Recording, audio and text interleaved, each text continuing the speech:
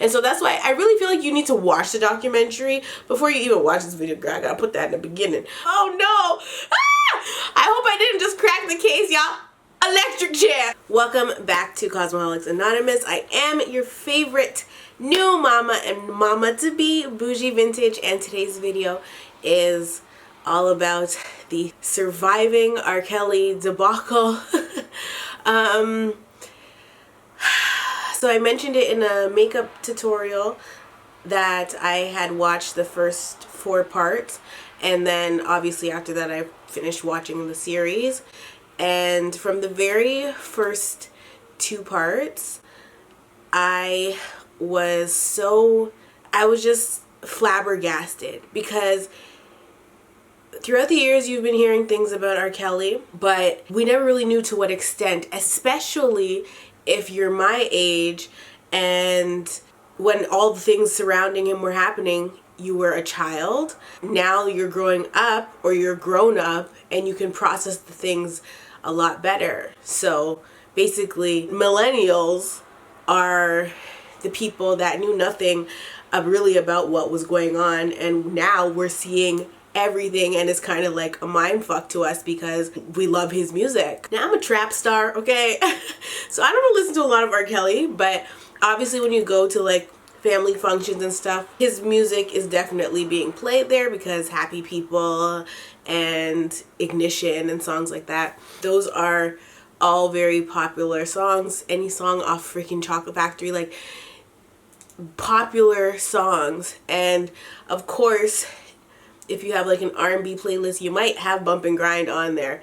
And so one of the biggest arguments right now people are having is separate the art from the musician, or from the person's personal life. And so that's all great and dandy, but I feel like that's a huge double standard, because if we look at a situation like Jeffree Star, we ain't separating his art from the person, child. We just can't.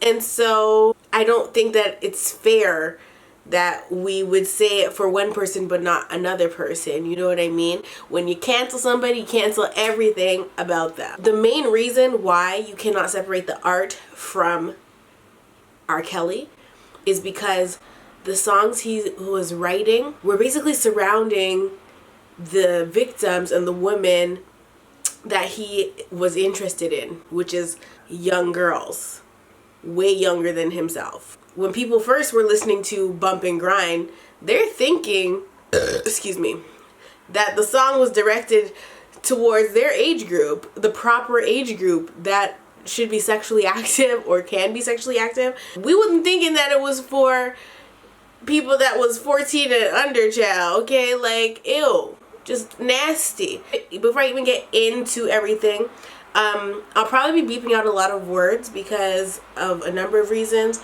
One is monetization, of course, but it's probably still going to get unmonetized because it is such a sensitive topic. But 2, because these are triggering words, and if you watched the documentary or the docuseries, you're probably already triggered if you have gone through something like the women were describing in the docuseries. If you haven't gone through it, then you're not as easily triggered, but I'm just gonna put that out there. So let me take another sip of my little drinky drink.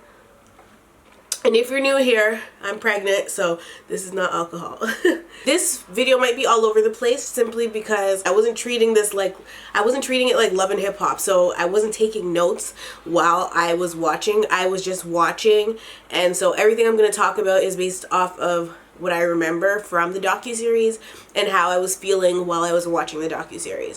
So I want that to be clear. This is not like a recap of everything that went down in the docuseries. No, I just want to point out some things and bring some things to light and talk about things that I've seen on the internet since all of this has transpired. One of the main things I want to talk about, and I'm going to start with this, is R.KELLY, because she is the center point of the docuseries, because she was his one and only wife, well, besides Aaliyah, but Aaliyah can't speak for herself. So she was his wife, And so ever since the docu-series came out, Andrea Kelly was the center of it all, and she stated everything she stated in the docu-series. A video of her on Facebook Live from, I believe, February of 2017, which was not that long ago, did come out, where she was in the car with her baby daddy, and R. Kelly was playing on the radio, and it was Happy People, and she was singing along, and she's like, yeah, that's my baby daddy playing, blah, blah, blah. And so she's basically on the internet getting dragged for that. Now people are like, pick a side, because they're saying if you were in the situation you were in and you were so badly abused, you wouldn't want to hear that mother effer on the radio. You wouldn't be singing along to the songs talking about, yeah, that's my baby daddy, none of that. And so I agree with that to an extent. Though she was not out public with her abuse, excuse me, in February of 2017. I believe that a part of it is the cycle of abuse. With that cycle, there's a lot of confusion there, and I just feel like maybe her wall was still up, you know, when she was singing those songs, so she was able to sing those songs. And it happened years ago, right? Her abuse happened years ago. So she could possibly be at that point, you know, she kind of just blocked out all that negative stuff, because honestly, if you've been in any kind of situation where abuse is involved, or sexual abuse, whatever it is, you block it out until you get triggered. And Lady Gaga put it best a couple of months ago when she was explaining something. And it's true. You lock it away far in the back of your mind, and then something else happens to trigger that moment. It was during the Kavanaugh, whatever that man's name is, Supreme Court man, dude, anything, whatever. During his trial, she was talking about that woman. She's saying you lock it, you put it in the back of your mind, and you try your hardest to forget about it. And then when something traumatic happens, all that shit just comes to the forefront. And so, I'm not saying that that's what happened with Andrea, but it is definitely a possibility. We don't know what people are going through behind the scenes. But does it look bad? Abso-freaking-lutely. Now, here's another video. I have no idea when this video was filmed. My phone's on 1%, so it might die. But on Twitter, it says, this woman is full of shit, and I believe she knew about the underage woman he was sleeping with in their home. Disgusting. But what he did as a professional and his job, he does it well. I don't give no fuck what you think about him personally, because we're not talking about that. But what we are talking about, him as a writer, performer, artist, producer, people that he has brought their careers back to life. We talking about from the eyes, he's revamping, bringing back Mr. Biggs and Charlie Wilson, like we gonna be Uncle Charlie, and working on that album from Kelly Price to Michael Jackson, Madonna, Whitney Houston, Toni Braxton. The list goes on and on and on. She's standing all right, child. But at the end of the day, he had to do all of that with that dark cloud. But what kept him focused and kept him going is, I have to do this for my children to make sure that they are okay. Because he could have just went under a rock and hid, and shit been in shambles, and we be the fuck everywhere. But that didn't happen. So at the end of the day, I love him for that. I will always respect him for that. And he did it with grace in the height of the storm. It wasn't no shit like he went and hid off somewhere and then came back. He kept the fuck going. I wouldn't have been able to do that. Honey, y'all would have never found my ass, because honey, I would change identities and left the fucking country, because I couldn't have dealt with no pressure like that. But he did. So I have respect for him. So if I can have respect and go in front of the world and say, for that, I give him kudos. I know your ass can do it for Donnell. You can do it for DeLeandre. You can do it for Lil Ron, who working his ass off, and whatever he brings to the table, as long as he is doing it for his children. Okay, so everything else she's saying is irrelevant. She's just talking in general at that point. She is getting a lot of flack online, and people are not taking the documentary, serious, and they're calling everybody liars because of Andrea. And I think that's unfair, but I can see both sides, because Andrea, she's not making the situation any better, you know?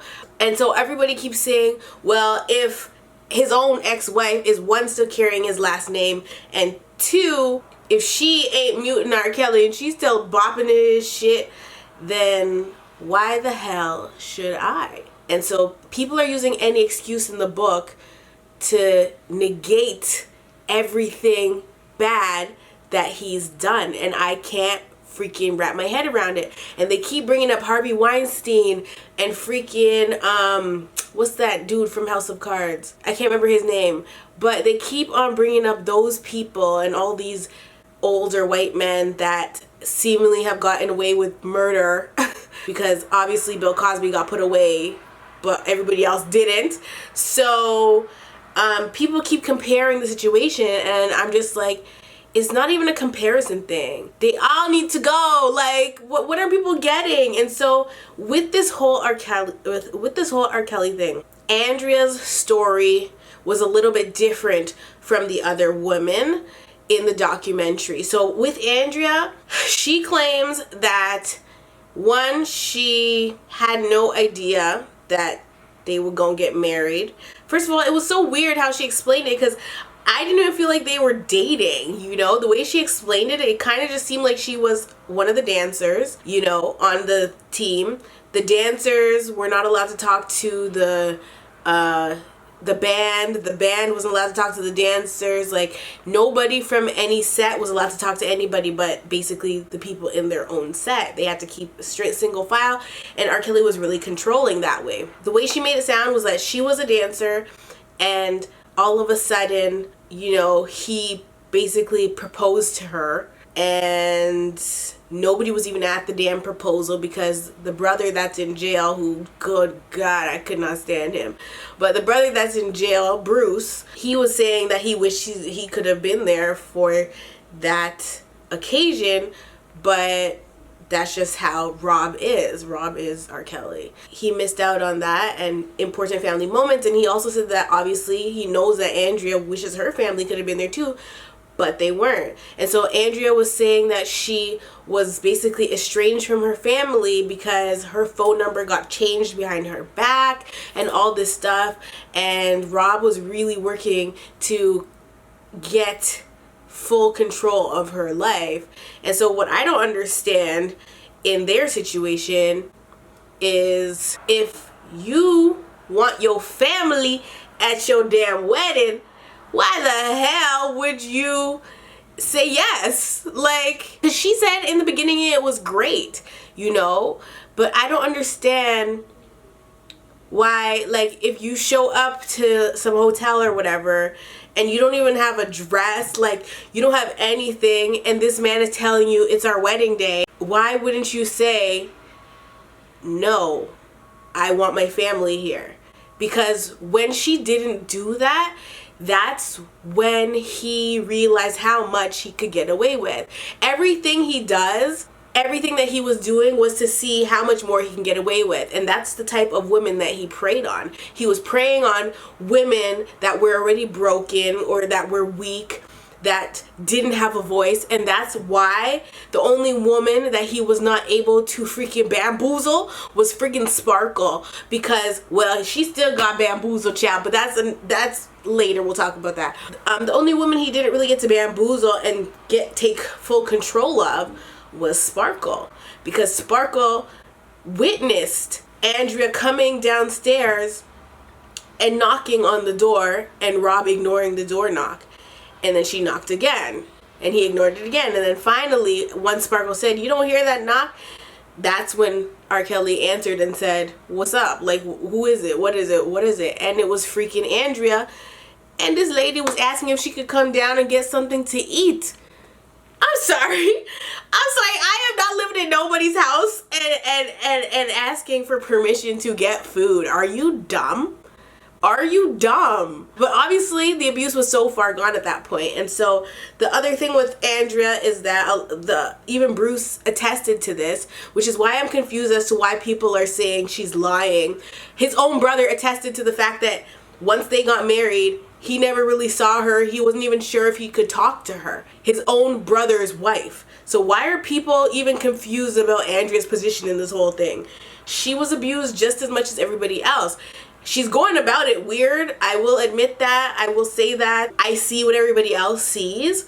But at the end of the day, if his own brother is attesting to the fact that they really didn't talk to her, they couldn't talk to her, they didn't see her, the other people in the documentary were saying they did not see Andrea, they didn't know where she was, honey, that just goes to show that she can't be lying about that. Like, she was obviously locked away. One thing I really didn't like about Andrea's part in the docuseries was when they asked her, is it true that he would lock you up or blah, blah, blah. She nodded, but then she also said there's a lot of things that went on that she's still not comfortable to talk about because basically she's kind of still in denial of it all. And that also could play a role into why she was up there singing Happy People, okay? What I really can't wrap my head around is, and I don't know if it was by choice or not, like, she got pregnant for him 3 separate times. They were together for years. All this was going on under her nose for years. And she was apparently clueless. But if she was locked away in the house and had to ask permission to do this, that, and the third, it makes sense why she wouldn't know. Because even some of the other girls in the documentary were saying they never ever really crossed paths with her, despite the fact that they were in his house while she was home, you know? She was upstairs or whatever. I guess she wasn't allowed to come downstairs. She wasn't allowed to see what was going on. This house must have been huge because the way they were describing how there was a girl in this room, that room, this room, that room, this room, lights out, like, it was crazy. I'm like, I need to see this house. Like, how many acres is this shit? Because how? How, Sway? I needed the answers. Before I move on from Andrea and get into all the other people in this docu-series, I want to talk about their 3 children.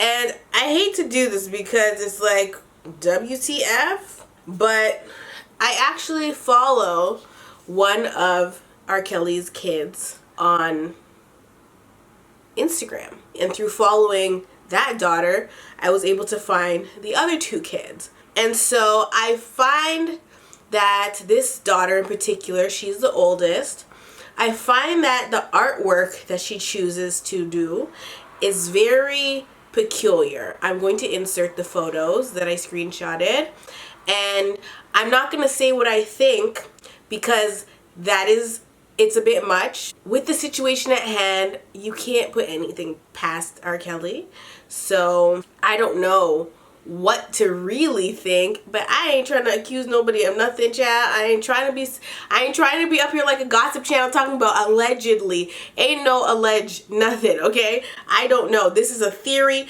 coming from my little head, okay, child? So if you can put 2 and 2 together, then you are thinking the same thing I am thinking, and I think it's really sad. But this was my initial thought when I saw the artwork that this daughter decides to draw, and I'm like, it's really weird art. Like, it's just weird, period.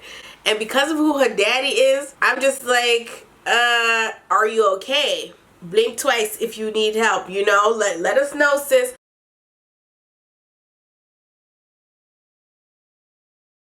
Unacceptable!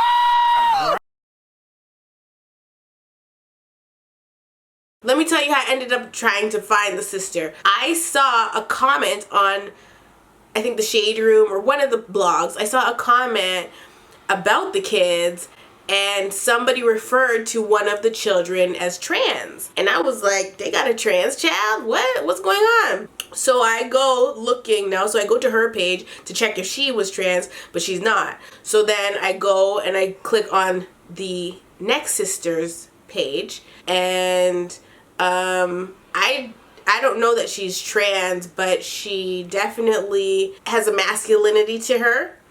And then the boy's page, the youngest, is private, so I didn't get to see his page, and he doesn't have a lot of followers either. And the other daughter does not post a lot either. However, I mean, one is doing weird artwork, the other one is, I don't know if she's trans, I don't know if she's lesbian, I don't know what's going on. Either way, it made me think again, did something happen to either one of these girls.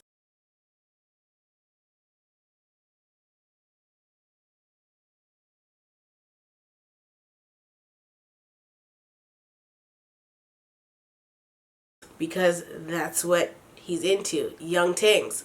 So I don't want to talk too much about the kids because the kids were not involved in the docuseries. So we're going to move right along to Robert and I guess the other people in the docuseries. So if you did not know, Robert has an older sister. Her name is, I believe, Teresa. He has an older brother named Bruce. That's the one that's in jail. He's a part of the documentary. He has a younger brother named Casey. The youngest brother's name is Carrie, not Casey, but I will be referring to him as Casey throughout this entire freaking video. Forgive me. Is that right? Casey Kelly? I think it's Casey. So if his name's not Casey, girl, sue me.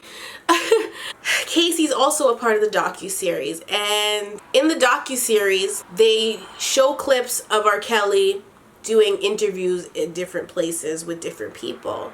And one interview in particular, he does open up just a smidge about his childhood and the abuse that he endured in his childhood. And he referred to the person that sexually abused him as a family member. So when I heard that, I was like, well, case closed. We solved it. Okay, we got this. And so, of course, my nosy ass went to go search it up, child. And so I'm on Twitter and I read something and my mind gets fucked. And I'm like, what? And my brain is like shaking in my skull. And I'm like, I gotta go to the hospital, child. And I find out that the person that him and Casey, so the two youngest brothers in the house, was their oldest sister, Teresa. And my heart fucking, it broke. I'm like, this all makes sense now. As fucked up as that sounds, but that's what I was thinking. I said, this all makes sense. Because I feel like when people are abused like that, by family especially, it goes one of two ways. It goes either they end up like Casey, where they can deal with it and process it properly, or they end up like Robert, where they just fucking spiral out of control. It's kind of interesting, for lack of a better word, to see both sides of that coin.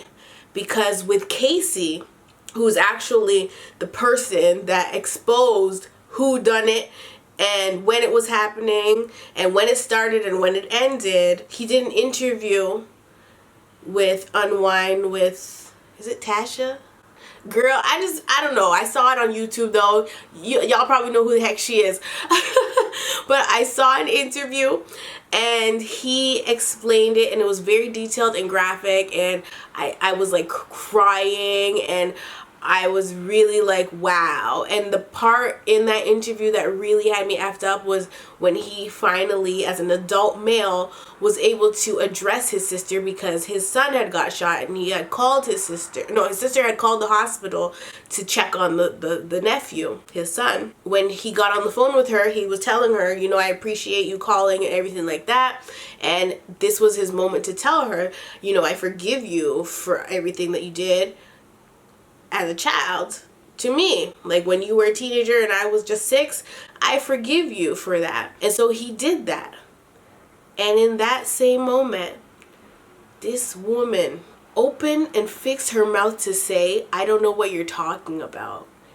And when he said that, I was like, oh my gosh. Like, if you've never been abused, you can't even understand the magnitude of somebody denying it to you when you know they did it to you. You can't even understand that. Like, but if you have and you've gotten to address that person, then you get it. Even if you haven't addressed that person, you understand how much that would fuck you up. And so he was messed up about that, obviously, because he said he hadn't spoken to her since like 1993 when their mother had passed away. Which is another thing. Before I even continue talking about Casey, Robert had a huge crush, and not an okay crush on his mother at like 9 years old. Like, it was weird. Go Google it, okay? There's a little clip floating around right now on the internet about it, on Al Gore's internet.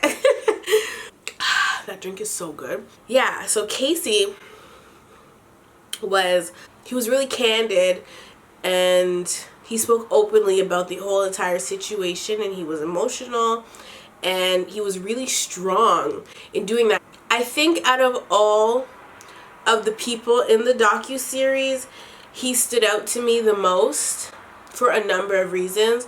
But in the docuseries, he said that when it first happened with the older sister, he brought it to Robert, and he told Robert, not knowing that it was happening to Robert too. He told Robert, and R. Kelly said to him, no, that's not happening to you. Excuse me, that didn't happen. He basically called him a liar.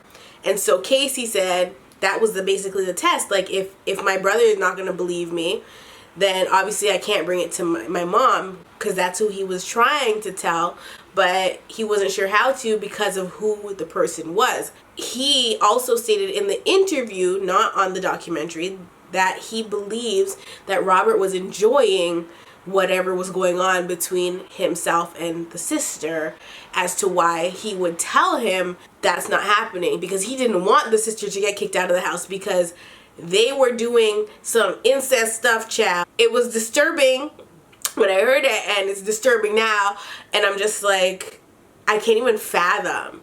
Like, I cannot even fathom. Anyway, I bring all of that up to say I have another theory where I believe that the reason R. Kelly prefers, and I'm using this term extremely lightly because I do not believe this is a preference, and I believe it is a sickness. I'm using the term preferred lightly, so please don't come for me. The reason that R. Kelly prays, that's a better word. The reason that he prays after these 14, 15, 16, 17-year-old girls is because that's about the age his sister was when she started to do it to him. Now, I don't put it past the sister that it happened to her first by a grown man, and that's why she decided to start doing it to somebody else. But I believe that R. Kelly cannot process it, and I believe that he hates women now because of what his sister did to him, despite the fact that he actually took care of her after the fact, which is why another reason why his brother thinks that he enjoyed it. He bought her a house and everything, and she was always at his concerts and stuff. I believe that because of her age when she started doing it to them is the reason that he prays after girls that are around that same age group, because he's treating them as if they were his sister, because what she did to him was extremely traumatic. And for somebody that we find out was slow and couldn't really read or write, it's obvious almost that something like this would affect him that way. And so it doesn't make it right, and he's still disgusting. And the real deal is that he should have gone to freaking therapy, especially because he got all the money in the world. And you really have to wonder, like, why wouldn't somebody just get help? He picks young girls, and I find that the common number was 17. And I believe it was done strategically like that. I think that he was purposely preying on 17-year-olds, because in Chicago, where the main house was in the studio, the legal age, or sorry, Illinois, the state, the legal age of consent was 17. Go figure. So though he likes them younger, he was willing to take the 17-year-old, because at 17, you're close to 18. Ain't nobody gonna say anything to you because you're basically an adult. And that was just that. But when he was in situations with younger girls, he would just make them lie about their age to make them say they were older. And if that's not messed up, girl, then I don't know what is. And so if we look at Aaliyah, this is just one of the other situations that should have never have freaking happened. Aaliyah was 12 when she met Robert, and he didn't give a damn. He was in his 20s at the time, and they had the opportunity to work together. He wrote her basically entire first album, and of course the song, the title song of the album, was Age Ain't Nothing But a Number. Now, if you look at the lyrics of the song and you look at what the song was about, first of all, you could tell from the title.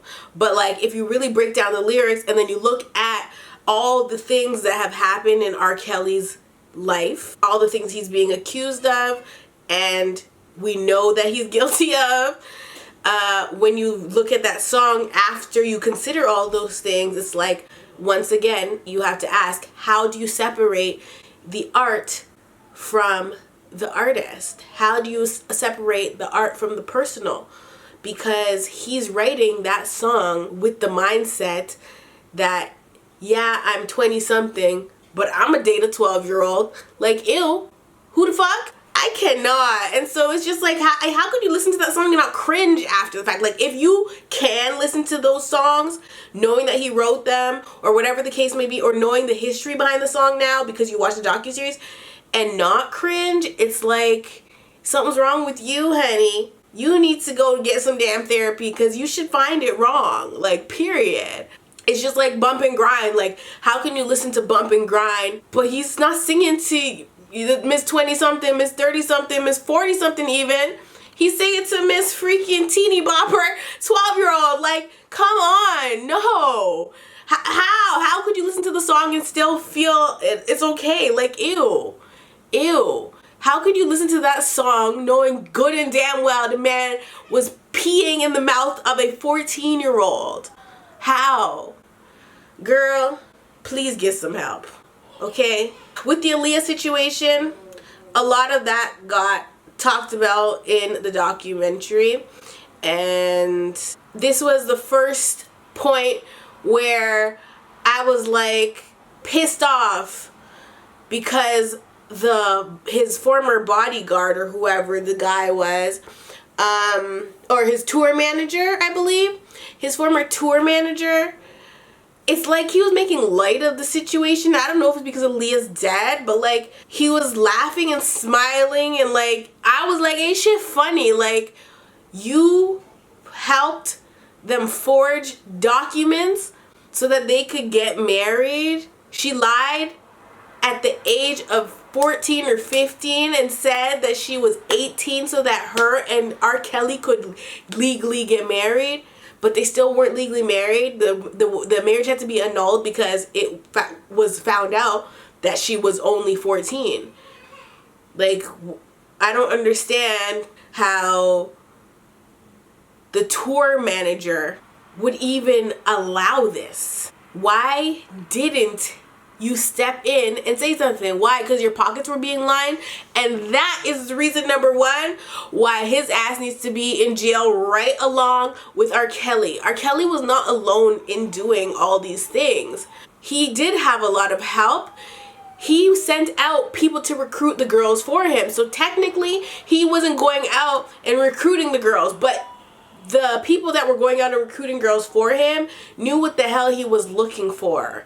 And they had no problem finding him underage girls to do stuff with, damn well knowing that he was recording them with his video camera when he was doing sexual acts with them. Without consent, by the way. So many people need to be put in jail after doing this docuseries. There was only one smart person, or somebody that was smart enough to stay anonymous, that used to work for R. Kelly. And what they did was they had her, like, it was pitch black, voice changed.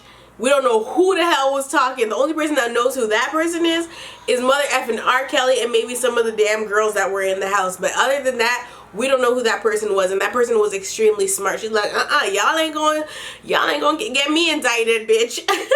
Fuck y'all and your documentary. That really pissed me off. And then his bodyguard too, like, everybody that worked for him that was of age that knew what he was doing and was basically enabling him to do these things, they are all guilty. And that is what needs to be addressed here too. It's not just R. Kelly, but even though those people are just as guilty as he is, just because they weren't doing the stuff doesn't mean they're not guilty. They are still guilty. People were saying that his backup singer, Javante or whatever her name is, needs to be considered guilty as well. No, she doesn't, because she was a child when these things were happening. I don't think she said anything, but you know, she wasn't enabling him, and I don't believe that she was getting girls for him either, because she knew what he was doing was wrong. I don't really know what I should say about her, but what I did read online is that people have this theory that she is the one that sent the tape to the Sun Times or whatever the hell the Chicago newspaper is. Anyway, we'll get back into that in a little bit. But yeah, all the people that were working for R. Kelly in that documentary, they need to go, because they all fucking knew. Craig Lewis or whatever the hell that producer man's name is, he witnessed things and he did not say anything. He just tried to distance himself from it. Boy, bye. Why are you distancing yourself from it? Caught a damn po-po ho. Like, what do you mean? You just, he basically turned a blind eye. And everybody that turned a blind eye in the situation and allowed the stuff to continue, you are the reason that he was able to get away with so much and get so far in doing it. Because everybody was like, I'm legally blind, I cannot see. Bitch, y'all saw. Y'all came, y'all saw, and you left. Were they scared? Were they afraid they were gonna get blackballed in the industry for snitching on this man? Like, I don't freaking get it. It's not worth it, or these girls don't count because they're black. Like, I'm confused. And that's what the biggest argument is. If any of his victims were Caucasian, my God. If any of them girls was white, child, they would have had that man under the jail a long time ago, let me tell you, okay? But all of his victims were of color. There was one little Hispanic girl. Every single one of his victims are black. So the question is, do we matter? Do they matter? Because why was this man found not guilty? And let's talk about that, because that's the biggest issue here. When he went to trial for the freaking child pornography charges, for peeing on the girl. First of all, the beginning of the tape, he hands the girl money, and then they start doing sexual things together. So not only is it child pornography, but it is child prostitution. Are you kidding me? They had so many witnesses take the stand. And the little girl who was in the video, she was one of the people that were lying about their age. She was telling people that she was 16. She was really 14. And it ended up being that she was Sparkle's niece. And so Sparkle took the stand because she said she felt horrible. She said she felt guilty. She should have never introduced her family to him, because this tore her family apart, obviously. The only thing I didn't really like that she said was something along the lines of she never thought that he would do this to her or her family or whatever. I don't know if she just worded that wrong, but when she worded it like that, it makes it sound like, you know, she knew that he was doing fucked up stuff with other people's kids, but because she was family to him and you know, she was bringing in family, he never thought that she would do something like that to her family. And I said, bitch, that's not right, okay? That means you knew what was going on, and yo ass needs to be under the jail too. But before I get into Sparkle, okay, let me just talk about the little tape thing, because when he went to trial for that, all the witnesses that took the stand said, hi, what's that smile? Why are you freaking out? I heard you. You know that video of that guy, he's like, the girl starts whispering the police. You never saw that? Okay, never mind. All the people that took the stand, including Sparkle herself, said that is so-and-so in the video. They said it was the 14-year-old girl in the video. Her best friend from her basketball team said it. Her school coach said it. Sparkle, her own auntie, said it, okay? But the girl herself had denied it from beginning to end, and the girl's parents denied it, that it was her in the video. But it was clearly her in the video. And so Sparkle's brother had also taken the stand and denied that it was the niece in the video. It's clear in this situation what happened. Obviously, the family did not participate in the trial other than the brother, but he had nothing to do with the situation. So the mom, the dad, and the daughter, the 14-year-old girl, they didn't participate in the trial, which made this all the more hard. At this trial, this was supposed to be the be-all, end-all for R. Kelly. The man was found not guilty. The juror, one of the jurors that was on the jury board panel thing, he was in the documentary, and he said out of his own booty-licking mouth that the reason he voted not guilty was because he didn't like the appearance of the girls. Talking about black girls, he didn't like the way they dressed, the way they wore their hair. What kind of reasoning is that to vote not guilty? What? I was shocked. I said, this is why you guys can't just be picking random people off the street to be jury members. This is exactly why. Because people already have their own prejudices that y'all don't know nothing about. He was clearly prejudiced, racist towards black people, and they had him on the jury, and he voted not guilty, and he is one of the reasons R. Kelly's ass isn't in jail right now getting booty by Devontae, okay? R. Kelly should be in jail being somebody's bitch right now for all the shit he's done, like really. But he's not, because they voted not guilty. Now, the reason this not guilty verdict plays such a big role in this entire situation is because all the stuff beforehand that R. Kelly was accused of, leading up to this trial, and him being found not guilty, that basically put it in everybody's mind that they can move on from the situation.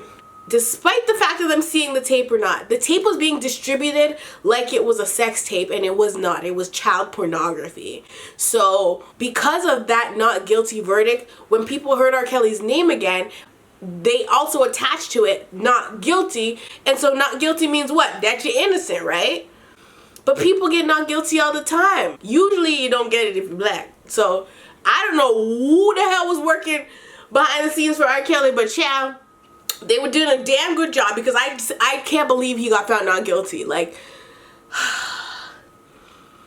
especially in a case like that, when there's so many witnesses to say that is her in the video. Who the fuck cares if the girl herself is denying the fact that it's her? If everybody else is saying it's her, I mean, if it walk like a duck, quack like a duck, is certainly not a pig, okay? So why are they like ignoring the facts here? Keep in mind that while the trial was going on is when he's releasing all these these pop-in songs, and as a kid, you didn't know that. You think I knew, even though, like, you think I knew that Ignition came out in the middle of this freaking trial? Bitch, I had no idea. When I heard that in the thing, I was like, what?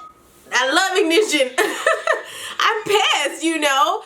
And it's hard to let go of artists that you hold at such a high, you know, standard, because we cannot deny the talent that is R. Kelly. We can't. But with all the things that he comes attached with, all his demons, child, we gotta let that man go. We can't be bringing demons up into the pearly gates, child.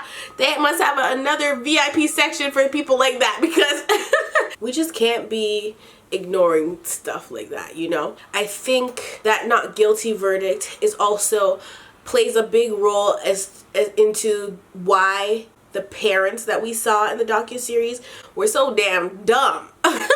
And why people allow their children to still go around R. Kelly despite all the stuff surrounding him, because he was found not guilty. People are accused of heinous, celebrities are accused of things all the time, especially in that era, you know, because everybody wanted a payday back then, you know. People are accused of stuff all the time, and then it is found not guilty. But another big issue with R. Kelly and the court system is that he was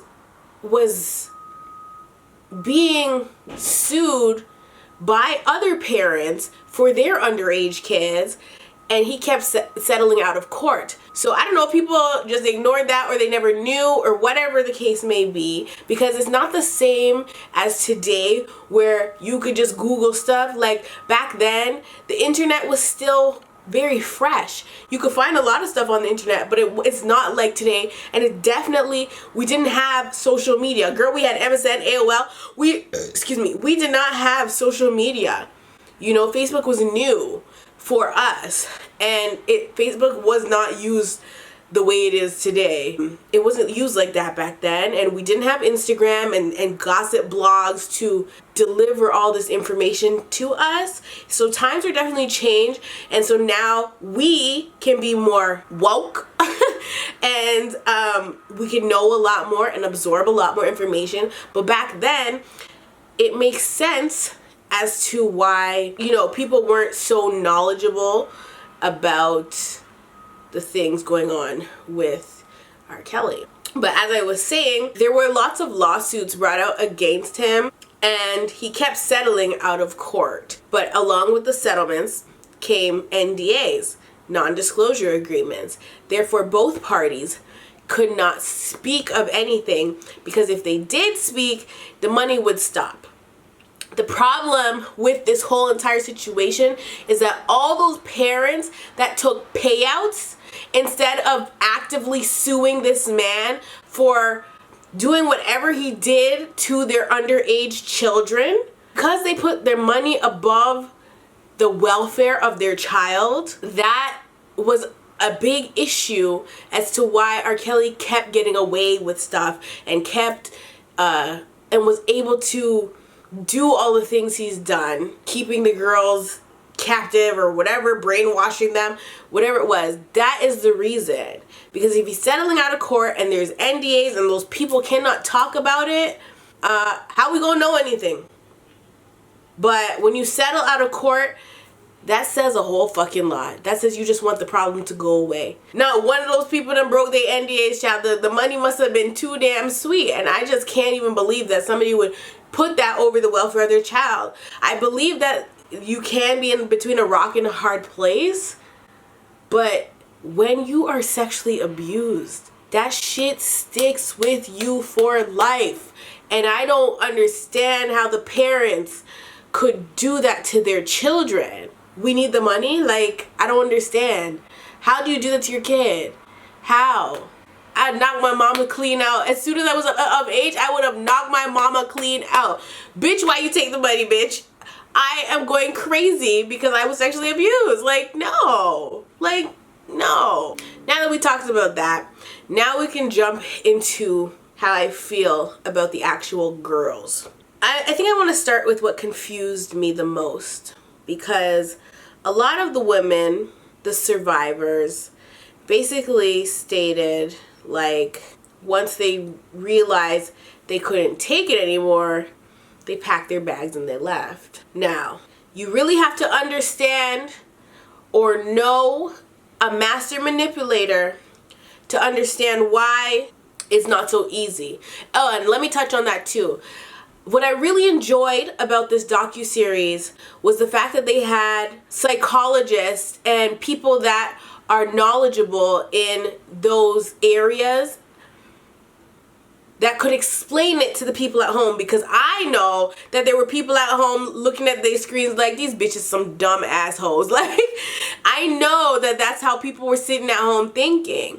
And so I was glad they had the people that work in the field to explain it on a different level so that you could get a proper understanding if you've never been abused, or you've never been in that situation, or if you've never had to, or if you never witnessed somebody in that situation, in a brainwash type situation, or in a situation where somebody has control over somebody else. And they didn't really talk about Stockholm Syndrome, but it's clear that a lot of the girls were dealing with Stockholm Syndrome, because they would escape and end up right back in R. Kelly's arms. despite the fact that they were claiming they were getting slapped around, they were confined to a room, they weren't allowed to talk to anybody except for him. If somebody else came in the room, they had to hold their head straight, child, and look down. Don't respond to no damn body. You will get your ass beat. And that's the thing. A lot of the women that were telling their story, it was the same treatment with all of them. And it brings me back to the sister. That's what she was doing. Teresa was doing that to R. Kelly and to Casey Kelly. And she would basically lock them in the house, and they were basically her little sex slaves, and she was punishing them. And so all the stuff that Teresa did to R. Kelly when he was 7, 8, 9, 10, all the way to I think he said 13, all that stuff that she was doing to him in that time period, he's now taken it, flipped it, and reversed it. It's like, okay, something's wrong with me. But like, he really took that shit and flipped it, and now he's using it on his victim. All that learned behavior is now being flipped onto his victims. The only difference is he is rich and he has the resources to do it on a larger scale. And that's exactly what he's doing. He's a monster. His sister couldn't do that. She had no damn money. She was a teenage girl.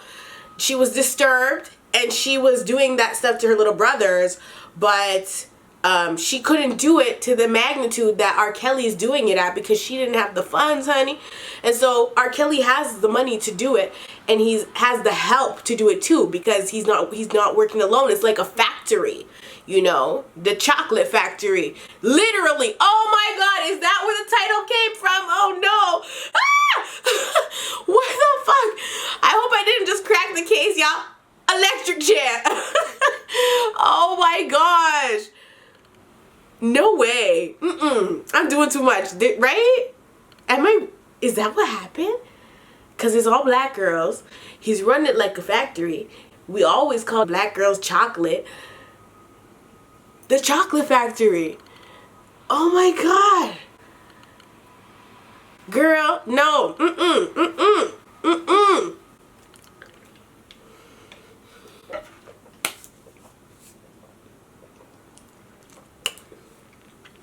No.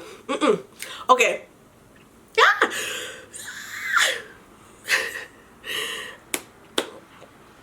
Well, he's able to do it on a much larger scale with all the help he had. All the girls that were in the house or the studio, because the studio had plenty of bedrooms. All the girls that were in there discussing their stories, they all told a very similar story. Sometimes he wouldn't feed you. Sometimes he'd cuss you out if you were looking at him while he was eating, girl, and you didn't eat. He would smack you in your face. And that's the thing. Nobody said that he was like punching them and leaving bruises on their body. I think he liked to slap like a pimp, like, you know, like a bitch slap. But he was starving the girls. They had to refer to him as daddy. That was one of the main things. And they all pretty much told a common story. You would literally think they sat in a boardroom and said, this is what happened to, and you know, just discussed it, but it didn't feel that way. You know, I didn't feel like they were purposely trying to tell the same story. It just felt like they were each telling their experiences with him, and they all basically lined up. You had to call him daddy. He might starve you.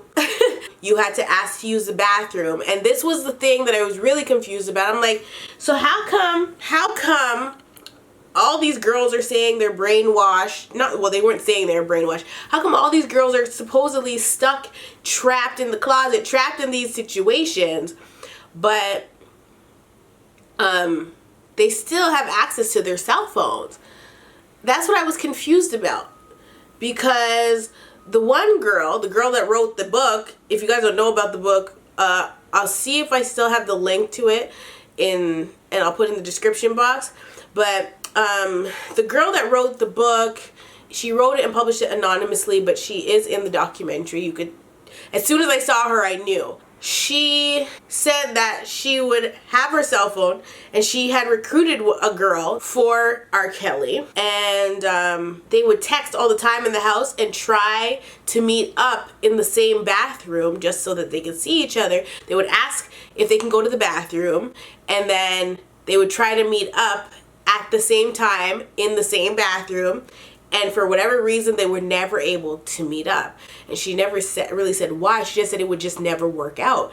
Even though they planned it down to a T, they never ever saw each other. They never crossed paths in the house, but they knew that each other was there. And I'm just like, if you guys have your cell phones and your parents are trying to reach you, or like, I'm confused. And so I found it was also a pattern with the 17-year-old girls, where they would be, at first, when they were in school still, they were traveling back and forth from Chicago to school.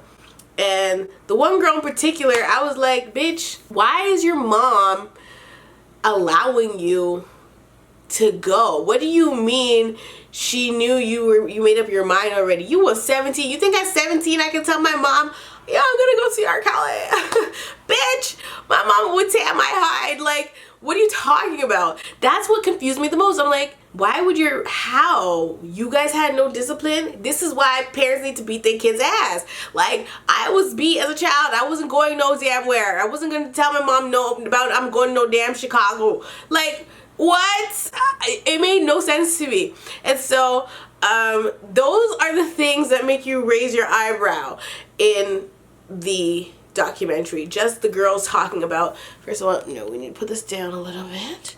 Just the girls talking about, you know, how they met him or stuff like that. Oh, that was another thing. Apparently, if you're from Chicago, you know that R. Kelly was hanging out at the high school when he was long gone, graduated. He was hanging out at the high school and picking up girls from the high school, and he would also hang out at the damn local McDonald's and pick up girls from there too. That was old news to the people in Chicago. They knew. But me in Toronto, I didn't know nothing about that up until I watched this documentary, and I was gasping for air and clutching my damn pearls, because I'm just like, who the fuck? Why is he doing this? Like, and it's so obvious with it too. And then you find out that he has friends that work at the Chicago Police Department. So anytime a parent would be calling to do a wellness check on their child, he would be informed. And the girl, and they would tell the parents that the girls are just fine.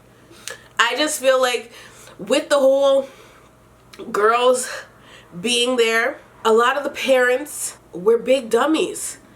And the Savages in particular, they basically allowed their daughter to go with him. And of course, the not guilty thing falls into play. But when they had the first incident with him, and he basically tried to say it was a misunderstanding, and they tried to tell him that somebody needs to be with her at all times, what they really were trying to say to him was that one of them or her family members, somebody else, needs to be with them. But he said that she will be assigned a guardian. So basically them signing over their rights to her. A guardian would be there, and the guardian would be female to make them more comfortable, of course, that would watch over her while they basically, you know, try to get her album or whatever it was together. Because a lot of the people, a lot of the women that he was, you know, keeping captive, a lot of them were in search of a music career or something to do with music. Those are the types of girls that he preyed on.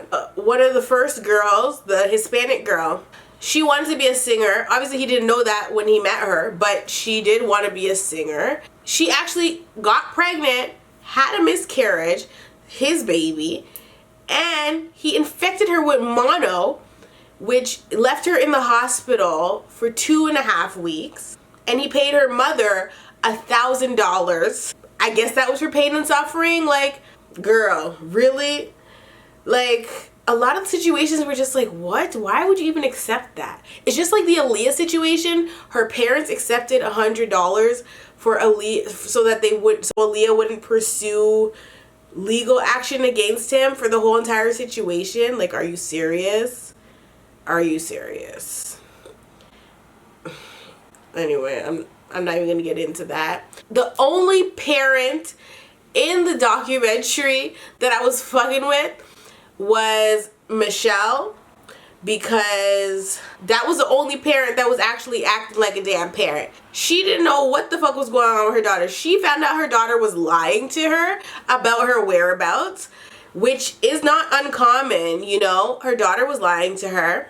And so when she found out, she was able to contact R. Kelly, and she got a hold of him, and she told him, stay away from my daughter. And then she basically ended up going on a hunt trying to find her child. And she did find her. The only thing was, by the time she found her child didn't look nothing like she looked before, child. She looked like she was transitioning to male, because she had short hair. She's dressing like a boy now. She's tatted up, looking like damn Wiz Khalifa. Like, imagine seeing that. And that's not what you know your child to be. And in the documentary, the person that was like anonymous that was talking basically said he was grooming that girl in particular to be his boy toy. I said, Lord, this man is more complex than we even know. What are you talking about? He was changing Dominique to be his boy toy. She was about to just be going as Dom, honey. Like, what? Boy toy? Are you kidding me? I don't know, but I was shocked. And so she was able to find her daughter at the specific hotel. And when she found her daughter, she pleaded with her daughter to come home, but her daughter couldn't leave just then. And a big thing about this is R. Kelly and his team or whoever, they are sending out threats, because even one of the girl's sisters, she was threatened and left in the back of some alley, girl. She didn't know where she was. They threatened to kill her sister and her family. And so she basically didn't tell her parents, who are the Savages, that's their last name. She didn't tell her parents what really happened, because she didn't want her sister to get killed. That was also a common theme. The girls were constantly being threatened. Basically, he would tell them, you know, you can't leave this location because I have my people watching you, and they will know if you leave, if you go somewhere with anybody, blah, blah, blah, blah. And so he really instilled fear in them. And that is a part of a manipulation tactic, you know? So I don't think that these women are lying. I would never ever say that. You have to start, like, you have to be realistic here. Just because you like somebody a lot doesn't mean they don't do fucked up shit, you know? Just because you think R. Kelly makes the greatest music in the world does not mean that he's not capable of doing this shit. Just because he's saying, I believe I can fly. Okay? I got shot by the FBI. All I wanted was some chicken wings from McDonald's and Burger King. You feel me? Like, so what? It doesn't matter. Those great inspirational songs are great, but that's all they are. They're inspirational songs. Fucking Beyonce can tell the damn driver to roll up the partition, please, because he don't want her seeing Beyonce on her knees, and turn around and sing a gospel song at the end of a Destiny's Child album. Well, I know she did one before the other child, but you know what I'm trying to say. Like, anybody can do that. They're just songs. It's music, you know. Rihanna sing, Mama, I just killed a man, put a gun up to his head, pull the trigger, now he's dead. Wait, no. Was that Rhapsody? Was that Bohemian Rhapsody? Rihanna can sing about she just murdered a man. But did she do it though? No. Rappers rap about shit they not living all the time. R. Kelly's doing the same thing. He believes he can fly. Does the have wings?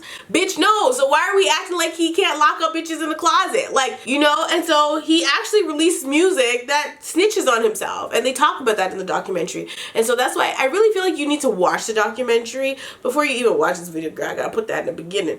Anybody can sing any fucking song. It's not like he's Ozzy Osbourne singing a gospel song and you're shocked by it.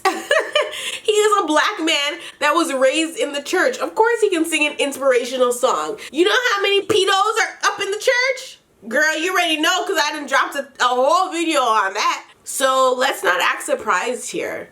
You know, I feel like I didn't touch on everything I want to touch on, especially regarding the girl situation in the house, because that's basically what everybody's, you know, on about now. But I feel like I touched on a little bit of that as I talked about every subject. I said who I believe needs to go to jail, but it's obvious that the women that he preyed on were a certain type of women. And it's obvious that when he knew their real age, if they lied or if they didn't lie, most of them did not lie about their age. There's probably one person that said that she lied in the beginning, and then later she told him her age. This is the girl that wrote the book. And he said, oh, he's like, what's that supposed to mean? Keep telling everybody you're 19 and act like you're 21. Somebody that knows what they're doing is wrong is going to encourage you to lie because it covers their ass. So he knows what he's doing is wrong. Just the same way with the 14-year-old that he was engaging in sexual acts with, the same one that he pissed on, he was having sex with her with another girl that's also in the doc, the one that said the one that had the tape. He made the 14-year-old lie to her and tell her she was 16 because that age was closer to her age. He's making everybody lie about their age. And he had them so brainwashed to the point where they can't even think for themselves because they're not allowed to. But like I said, if you never dealt with manipulation, if you've never been manipulated, if you've never seen manipulation, you don't understand it. And that's fine. But you can't come up out of your mouth and say, these hoes are lying. They just wanted to come up and it didn't work out the way they wanted to. No, because there's plenty of ways to get a record deal that do not include getting pissed on by R. Kelly. Okay. Like, come on now. Even if these girls wanted record deals, you have to consider the fact that they were young. They were young and naive and dumb. Like, not everybody has the same upbringing as you. And me. So, I would be like, nigga, is you stupid? Like, I have an attitude, okay? So R. Kelly couldn't approach me at no damn 14, 15, 16-year-old and have me starstruck. Especially because I've always been the type of person that I don't really care. I just look at celebrities as people with money. Like, you know, I don't look at them as, oh my God, it's Lil Bow Wow. Like, no. Okay, maybe when I was young, if I seen Lil Bow Wow, I'd probably freak out. But that's because he was closer to our age. Like, he was for us. But, like, if I saw a celebrity, if I see somebody like Beyonce, I'm going to be like, oh my gosh, wow, in the flesh, you know? But I'm not going to be like falling to my knees and, oh, hail Beyonce. Oh, the queen is here. Like, that's not me. Okay, never will be. Bitch, bye. She has a big bank account. So what? Okay, like, that's just me. And so we don't all have that same upbringing where you could say at 17, you think I could do this, you think I could do that because my parents this and that. Not everybody was raised like you and me, so it's not the same, you know? A lot of different factors go into why R. Kelly is still able to get away with a lot of this stuff. But I saw today that he might be getting in trouble, child, so I don't know if he's going to be able to get away with this stuff for much longer. But even down to the video where the girl did an interview with TMZ to basically tell them, you know, R. Kelly's not holding me captive, blah, blah, blah. Girl, that girl was a whole mother effing lie. Like, she was being told what to say because that's a part of the thing. Like, R. Kelly, you don't speak unless he tells you what to say, you know, including calling him daddy when you address him. And so even one of the survivors that met that girl, she said when R. Kelly brought her down to the room, the girl jumped up like a little puppy and kissed him on the mouth. And, like, you know, I just can't. And so there's the other thing with the girl with the herpes. I mean, here's the thing. A lot of people online are saying that all these girls just want clout or money now. Hunty, R. Kelly was paying hush money. Okay? So there would be no reason for people to be coming out the woodworks if he was paying hush money and handing out NDAs. One of the girls in the docuseries, the same one that wrote the book, she broke her NDA agreement so that she could speak. That means no more money for her. So what are you talking about? Like, even if Lifetime did pay them to tell their story, who the fuck cares? Who cares? Would you rather somebody like this on the street when your 14-year-old daughter lives, especially if you live in Chicago? Do you want your 14-year-old daughter walking around Chicago just trying to get some damn fries at the McDonald's and R. Kelly's over here trying to put some McFlurry in her mouth? Like, seriously. He's trying to put a melted Oreo McFlurry in her mouth. Like, ew. Ice cream sundae. Ew. Ice cream soup. Like, seriously. That's what I want to know. Would you allow your 14-year-old, 15, 16, whatever the case may be, would you allow that child to go with R. Kelly? If your answer is no, then why are you sitting there defending him? Make it make sense. If your answer is no, why are you still trying to defend him? Because he makes good music? Okay, and bitch, go listen to Aerosmith. Like, I can't. Not only that, but he's knowingly infecting these girls with herpes. And who knows whatever else he got, because he gave the one girl damn mono. She almost died. I didn't even know you could die from mono. I thought it was just a kissing disease. See what he like? I learned so much watching this documentary, and it was really sad and heartbreaking to watch, and I definitely was triggered a lot. And girl, I've been in the damn Shade Room comments. I've been on all the blogs comments because I'm just like, you people in the comments are crazy. But I understand that there's a lot of ignorance around this because people have not experienced it. We'll see a post and I go and I read the comments, and sometimes I have to scroll for so long before I see one that I can agree with, because everybody else is just so ignorant. I got hiccups. So ignorant. And it's heartbreaking because it's just like, I know people like R. Kelly. Obviously those people can't, hold bitches captive, but they're sick. I've talked about them on my channel, and because nobody says anything, they continue to get away with the murder. That they continue to get away with damaging these young girls, and it's unfair. And so somebody needs to start protecting black women, because can a white girl just come forward, please, boo? Please. Maybe he's just not interested in no snow bunnies, but child, somebody needs to come forward, because they would have that man crucified immediately. I don't know if there's anything else I want to touch on before I go, because there's just so much in the documentary, you guys. There's literally so much. There's probably so much I'm gonna remember as I'm editing this video, and I'm just like, oh, why didn't I say that? But I really wanted this to just be candid, and I just wanted to talk based on how I felt and who should go to jail and who shouldn't.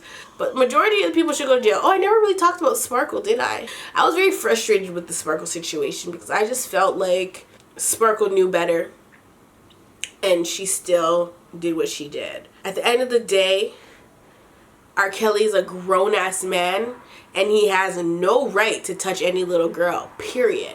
So whether or not Sparkle brought her niece, there's a bed in the middle of the studio. That's not somewhere I would have my child. Whether or not she brought her niece there is basically irrelevant, because at the end of the day, she tried to make it right by taking the stand and by saying that is my niece in the video. She wanted R. Kelly to go to jail for this. The problem is, I feel like too many people kept quiet until it affected them directly. And that's what pisses me off about this. I forgot to mention this, but with the family being Sparkle's family and them denying the whole thing, apparently during the trial they actually hiked their asses, took a 6-month vacation to Paris, France. Okay, what the fuck they doing in fucking France? Y'all, they speak French, bitch. I was like, oh, so he paying, honey. R. Kelly was giving them. The dad was still listed on this man's albums during the trial as a bass player or guitar player, whatever. But in one of the articles I read online, he said he don't even fucking play bass. He's just listed there, which means he was getting paid. Make it make sense. A 6-month vacation, and it is expensive to go to Europe. okay? And to stay there for 6 months, that is very expensive. So you already know who paid for that trip. And you know why. Because that was the little girl in the video, period. Like, period. And they took the payout. And so I'm just like, allegedly, this is the parents. They look ratchet as hell. I just can't believe that all this went down.